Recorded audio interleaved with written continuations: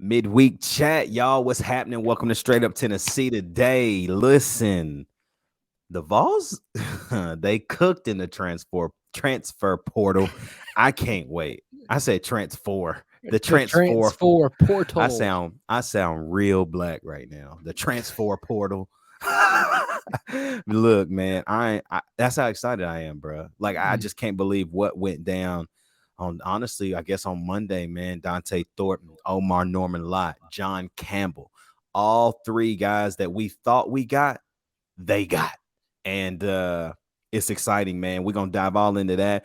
We're gonna recap this terrible national championship. Oh, I ain't got much gosh. to say. We're gonna talk about, man, why in the world did they not put respect on us after that Orange Bowl win?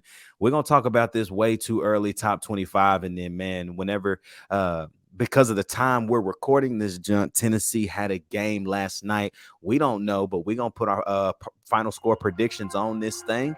And then we're going to hit you with a morning vibe that's going to dive all in with that thing, y'all. It's Straight Up Tennessee, baby. It's the midweek chat. Y'all ready? Let's go.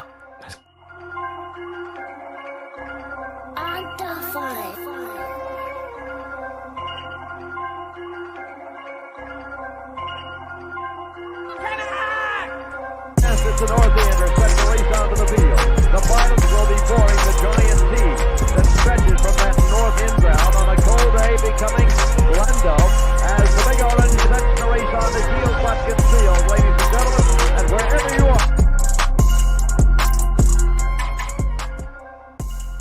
Yo, what's good, everybody? Welcome to Straight Up Tennessee today. My man Turner's in the building. What's good, my boy? We are here. Turn in back. The building. Glad yes, sir. to be here. Glad to have you back, Brody. As always, man, y'all already know how we start the show. Like, comment, subscribe, hit the bell. What are you doing? What are you doing right now? Click it. Go ahead and hit the bell at the top, man. If you're rocking on YouTube, if you listen on Apple Podcasts, Spotify, or Anchor, we're glad you're hanging with us today as well, man. But go ahead and download the podcast. Helps with analytics, helps with algorithms, and helps with the brand, man. We have surpassed 510 subs on YouTube. The channel is growing. Y'all already know that the goal, man, is 1,000 by football season. Not like on the day of the first game, before. Like we trying to get a grand. Shout out to Candace Cochran for being the winner of the Straight Up Tennessee hoodie. We got you one coming to your front door. Cannot wait to see you rocking that thing around work, around Knoxville, around wherever you are on vacation.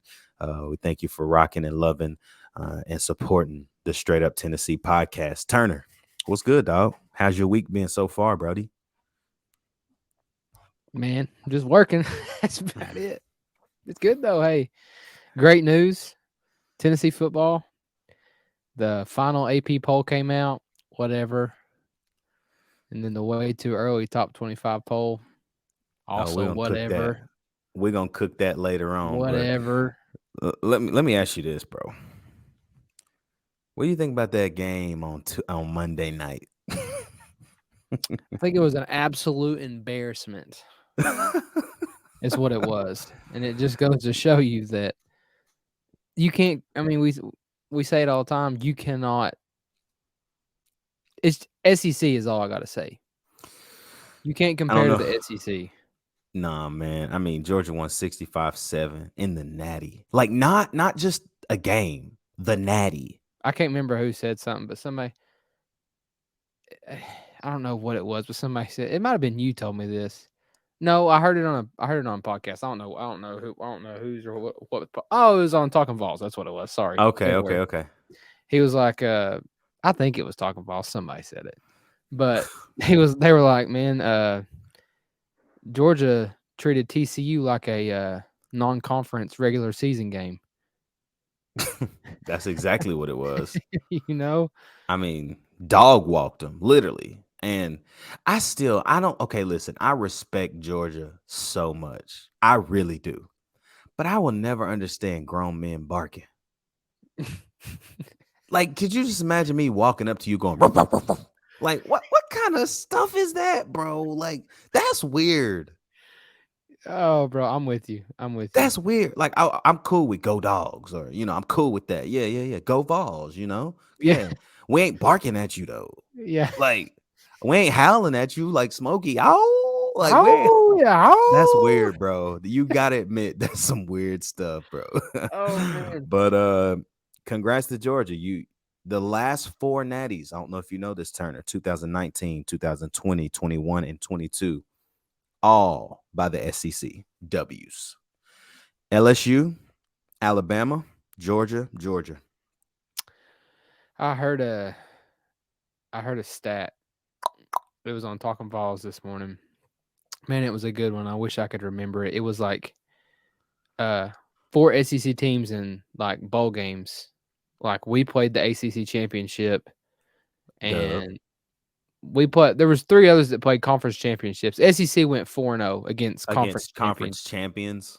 conference champions, and we outscored them. This number's just ballpark area. It was like 242-40. It just means more. It does, dude. I mean, Oh man, I don't know if anybody that's watching today got the opportunity to see the Bussin' with the Boys episode with Josh Heupel when Taylor Lewan and Will Compton asked Heupel. They basically in a gist said, "Hey, if you had your choice at the top four, what would you do?" And Heupel says, "I'd pick the top four teams from the SEC and let them play it out." And they start laughing, like hysterically laughing, like, dude, this guy's crazy. Then you hear Taylor Lewan say, bro, that's ridiculous. And then Heupel's like laughing, like he's like, is it really though? is it really though? Like, let's be honest. Lewan then says, I mean, bro, you've got Michigan, you've got Ohio State. And Josh Heupel said, again, is it really? Facts. It's true, man. It's true. Like, just let the boys play. Like, the SEC is I superior. mean, It yeah. I really mean, what they gonna do in this 12-man playoff when you got four SEC teams in in like the top four?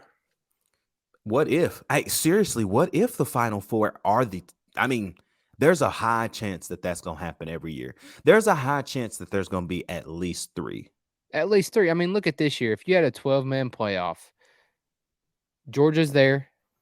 Yep. Bam is probably there. Yep. We're there, and LSU could very easily be there.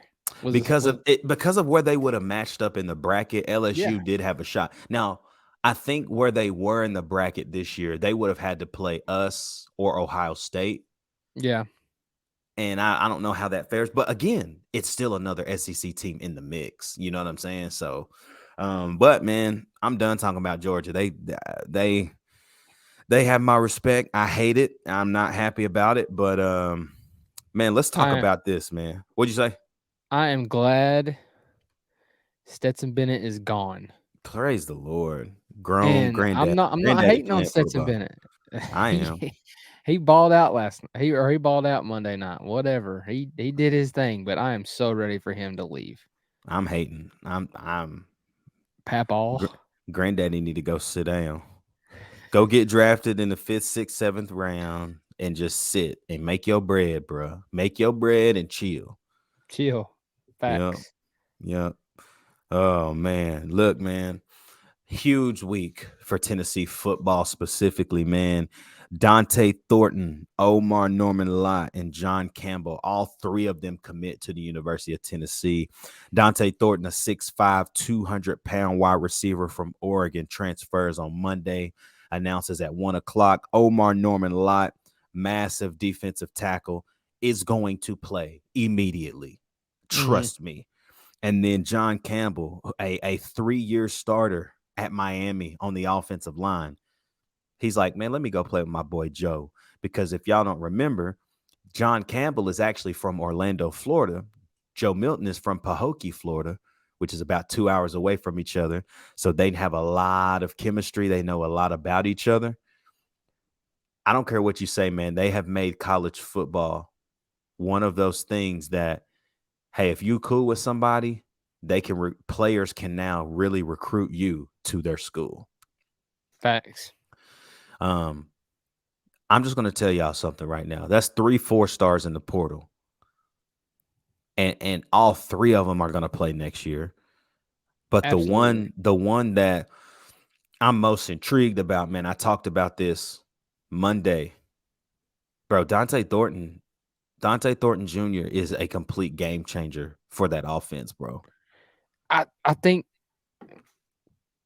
because he's a good fit. Perfect fit. And What you did we just lose? exactly. Jalen Hyatt slot. We just lost a slot speedy guy. In turn, we got another guy who can play in the slot or on the outside and is just as fast. That's what I was about to say. I was about to say that's what we were talking about earlier, and you were telling me like this dude. Yeah, he's 6'5". He can play on the outside, but weighs a $185, and he got 4.3 speed. Man, I mean, 4.3 speed. put him at slot. I mean, He is going to be, you remember, I mean, I guess you could compare it to Jalen, but I almost can compare it to Valus, how they moved Valus around so much. He played outside on one play, slot the next. I can see Dante being that guy for us because of just how, what's the word I'm looking for? How explosive he is from both positions. He brings different things to both positions as far as the slot and the outside. And yeah, I'm man. just like, wow. And I'm sitting here as a fan, just thinking, like next year, like we got receivers. Period. I mean, but before Dante, gosh, I I would think we have our 3 starters right now, and I think that's a great thing adding somebody like that because you bring even more competition to a team Exactly. that you don't have a spot. I mean, if I want to sit here and say if I'm Brew McCoy, I know I'm starting. If I'm Ramel Keaton, I know I'm starting. If I'm Squirrel, I know I'm probably starting. But if I'm Brew McCoy and I see, oh gosh, we got a 6'5", 185 dude from Oregon, I got to go out there and compete. You know what I mean? Yeah. Yeah. Yeah. And I think that rotation, man, that's the thing this year where I'm like, okay, you know, even last year, excuse me, family. I mean, this past season, we really truly didn't think we had a fourth guy. Like we knew Ramel might be. I guess you would say he was the fourth guy for real. But And, this year you really do have four dudes. Like, and I've always wondered. I've wondered this. Like we say we got those 3 dudes that play just straight up. yep. We don't sub much during a series because of how fast we go. Yeah. And I was just thinking today, adding this dude Dante Thornton, and just the wide receivers that we got and the wide receivers that we got coming up. I'm wondering if we I know we're not gonna have 2 different sets, but let's say like Ramel plays a series, next series Dante plays a series, and like we actually got a. I would like to see Tennessee with an actual rotation. I mean, I get you can't do it during the series because we sub, defense has a chance to sub, and they're going to take their time and get the breath and whatever. I get that going fast. But I would like to see different people, different receivers in the game, like more often, if that makes Yeah. sense. Yeah. Who knows, man? Who knows whose philosophy that is? Was it Golish's? Was it Heupel's? Who knows? We're gonna find out this fall, though. Facts. We're gonna find out if the 3 receivers was absolutely just like an Alex Golish thing, or if it's a Josh Heupel's thing. Like we're gonna find that out quickly because we're gonna have dudes that can play. Nathan Laycock, Cam Seldon. Then you add Dante Thornton into the mix, bro. It's gonna be bananas. Defensive line finna be bananas. With Big O coming back, you add Omar. You got Big O 1 and Big O 2. Facts. Like I'm gonna just call them Big O tires. You hear me? Because they gonna be top, dude. They gonna be making them guards in that center so tired, bro. You ain't lying. I can't wait to see it. And then, man, John Campbell is a massive pickup. I mean, you get the transfer from Texas, and now you get John Campbell. I think the transfer from Texas is more of a guard in our offense. Mm-hmm. And I think John Campbell might actually stay at tackle, just because he's big, stature. I think he's a little faster. Bro, this is This is amazing for Tennessee sports, bro. Tennessee football, whew, it's back, man. It feels amazing. We think about Juju Mitchell. Thought that was interesting. But if I can be honest, I may say like Juju Mitchell might have been the biggest upsetment. I don't even think that's a word. But he was the biggest. He was the biggest. He wasn't a bust, but I think he was the guy I was most upset about like not working out because he couldn't stay healthy, number one. Um, when he did play, you saw flashes. You're like, oh shoot, especially like the pick against Kentucky when he almost took that thing to the crib after Nico cracked that man. He almost took that. So I'm like, dang, you see flashes, but I mean, it didn't come all together. And so I'm okay with Juwan Mitchell transferring out and hopefully find a home for his last game or his last season. But you replace him with a guy in Keenan Peely, bro. Well, I'm gonna go ahead and say this right now. We're talking about the way too early top 25 early. I got a way too early prediction. Okay. Beasley next year. Yeah. After next year, he'll be a first round pick. Wow. Way too early prediction, but watch. That's massive. Dude, he is gonna be a monster next year. First round pick. Man, I thought you was gonna say something crazy like he gonna break Derek Barnett's sack record or something. I don't know about that one. I don't know. He had 2.5 sacks against Clemson in the Orange Bowl. So man, he just finds the ball, bro. He finds the ball and gets to the ball every time.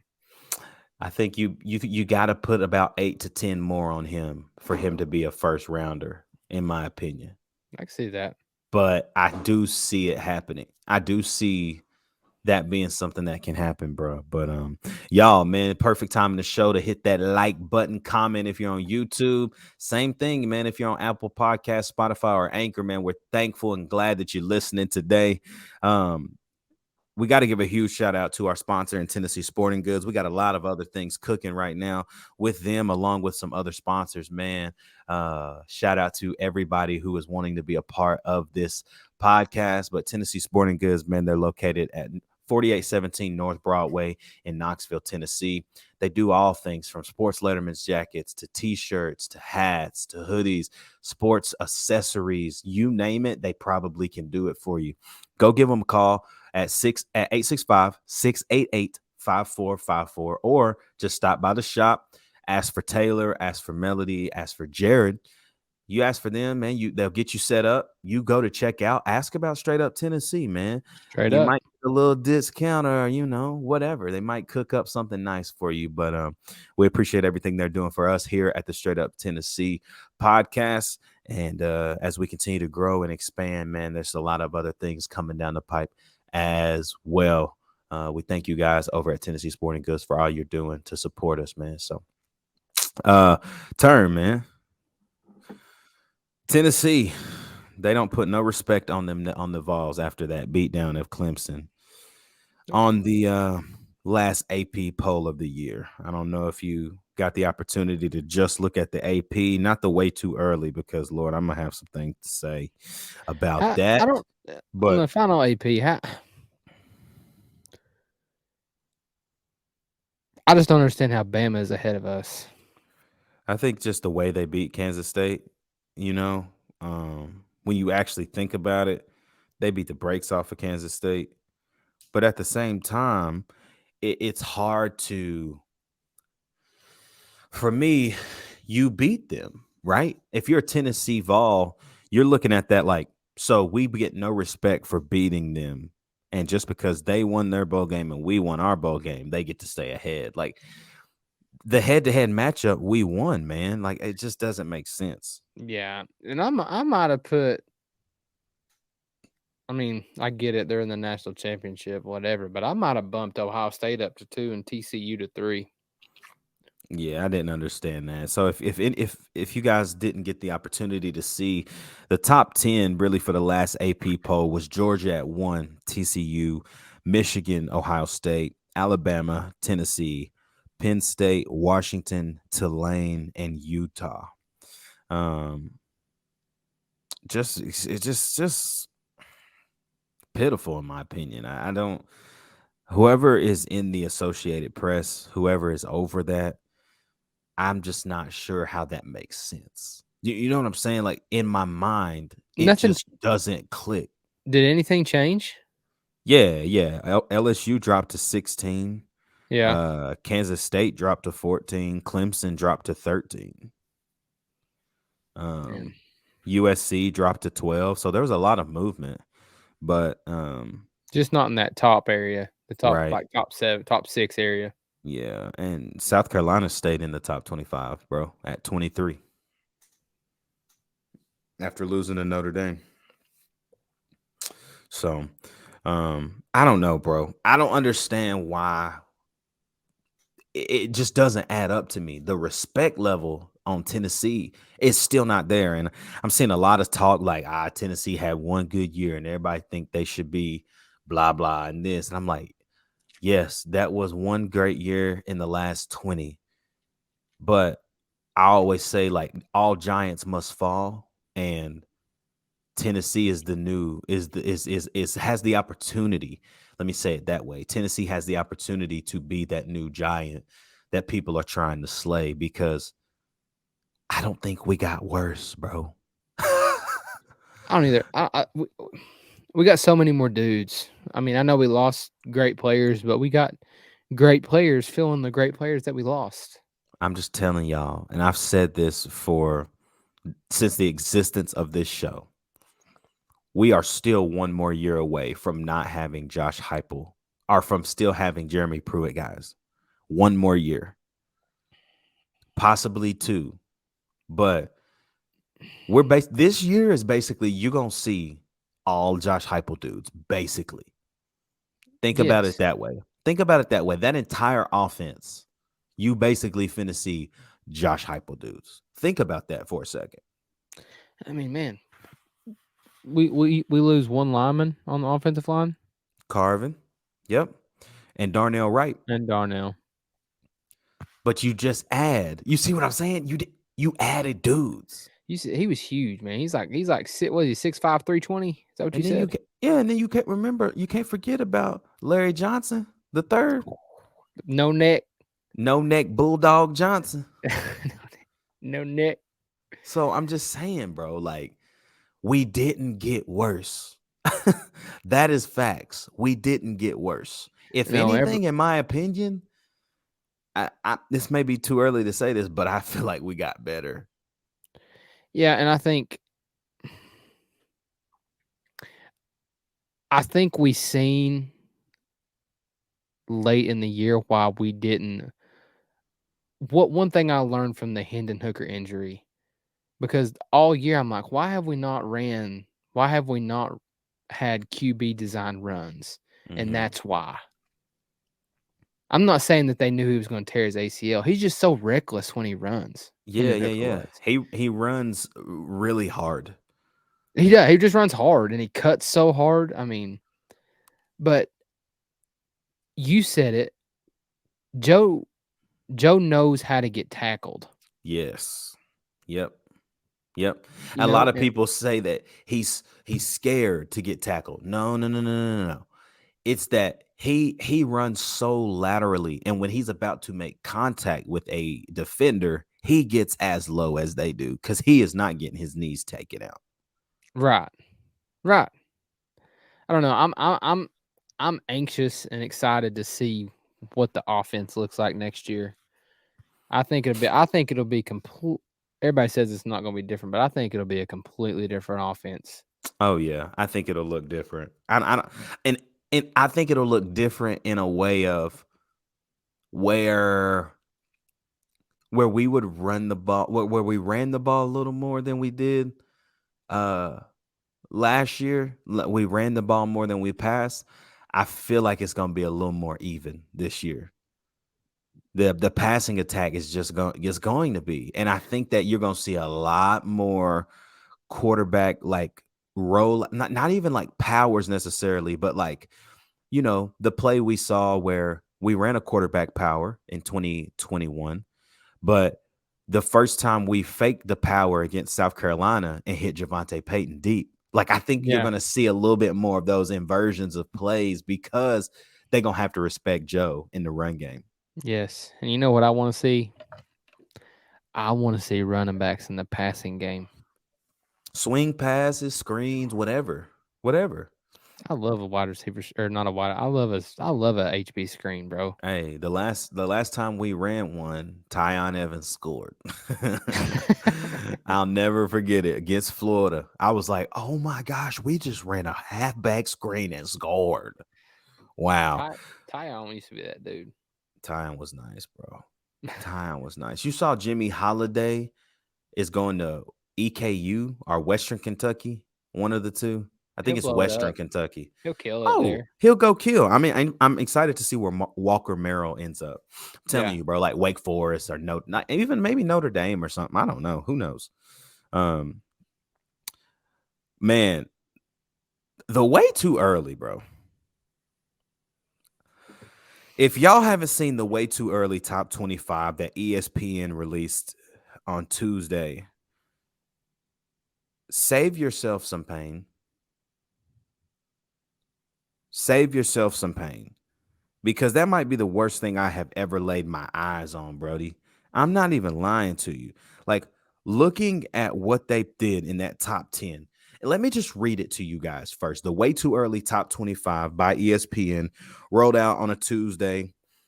And Don't it make any says sense to me. number But one. whatever. Number one is Georgia. Number Sure. two is Ohio State. Okay. Number three, Michigan. Number four, Florida State. What? Number five, Alabama. Number six, Penn State. Number seven, USC. Number eight, LSU. Number nine, Oregon. And then at number 10 is the Tennessee Volunteers. Can someone please help me understand how two teams you beat in 2022 are ahead of you? Dude, I'm looking at this like, can someone help me understand, please? I know why. It's because of Joe Milton. And everybody, because we didn't have Hendon Hooker didn't have nobody's respect at the beginning of this season either. If you want to think back and think about it, Bro. everybody thinks Uh, since we lost Hendon Hooker that we ain't going to be nobody. And since we lost Cedric Tillman really didn't play this year. If we're being honest, he played 2 games, 2 or 3, and then he really wasn't an impact after that. no. I'm just it's so frustrating because I'm like, what do we have to do to get respect, right? Like, what is it that Tennessee needs to do? Is it go out this year and do the same thing or even prove that we deserve to be in the college football playoff? Like, or is it going to take us waiting until 2024 when the 12-team playoff rolls out, we kind of sneak in that top 12 and we just cook our way to the natty or something? Like, what's it going to take, bro? I think it's don't gonna, know. I think it's going to take us winning the Natty. I mean, I hate to say that, but I think for us to get respect, that's what it's going to take. Because even if we do make it into the football playoff, I don't think we're going to earn respect until we actually win the national championship. And what's funny is though, bro, people hate Tennessee so much. We win the natty, we still ain't got respect. No, man, that's a joke. They got lucky. Man, Tennessee ain't nothing, man. They got lucky. Man, they Shut lucky. up. Lucky that the other team had people opt out. That's what it was. Oh yeah. They opted out. Their best quarterback was hurt and stuff. Yeah. I just people, excuse me, man. People do not respect the Vols, and that's okay. It's okay. We welcome that. We welcome you. We welcome you. Yeah, because I'm gonna go ahead and say this: we would have steamrolled TCU. Ouch. Absolutely steamrolled TCU. Ouch. Yeah, we would have. Yeah. Oh man, y'all, we wrapping up this show, man. The midweek chat. We've been chatting. You got something though. You was about to say something. What was your stat? You told me a stat earlier. Tennessee offense number one. Oh, yeah. Hold on. Yeah. I can tell you that one. I got that one saved. I got that saved. So this year, man, obviously, we all know how well Tennessee was, and how well we played pretty much all year long. But Tennessee this year, hold on, let me see if I can find this one more time. Because you know how now on Instagram, they don't have, it's not labeled like it used to be. Facts. It's all jiggity wiggity whacked up. But basically,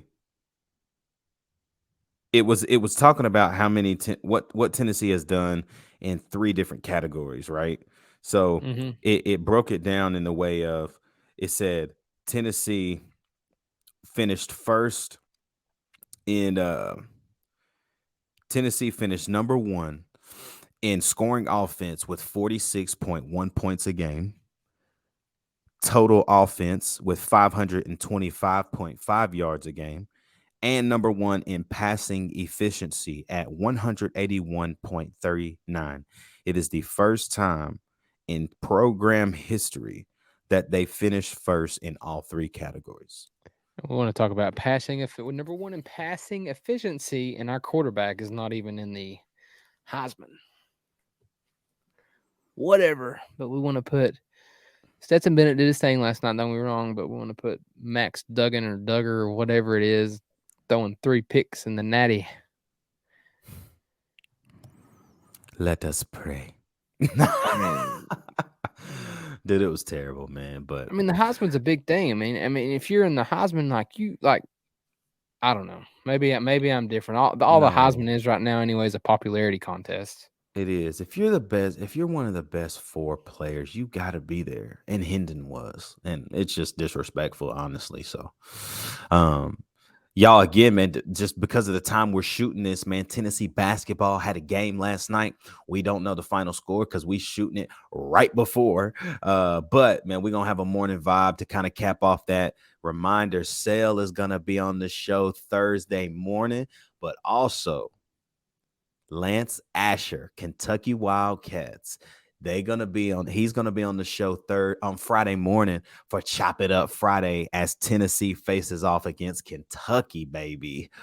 Ooh, on Saturday. And because of the time we're shooting this right now, Kentucky just lost to South Carolina, my dog. I was literally about to look and see if they ended up losing. At home. They lost 71-68.